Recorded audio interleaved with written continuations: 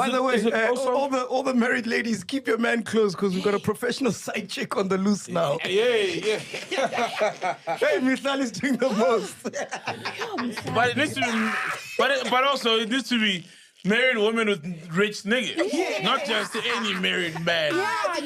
Not just any married man. I think she'll go for anything right now, dog. Come on, man. Men. It's the rich married men. What came out now that she slept with some lady, It's a lady fat from- checker? yeah. She slept with a lady. No. Venda. There's some lady from Venda, Venda, who yes, came who out came saying out. that Mihlali slept with her man in Neisner or something like that. I don't know the story. Fat check, can you give us the story then? There is a CCTV footage that this lady has leaked on social media stating that with her husband. Mihlali was with the husband in the CCTV footage. And she has stated that Mihlali was with her husband and basically ranting about the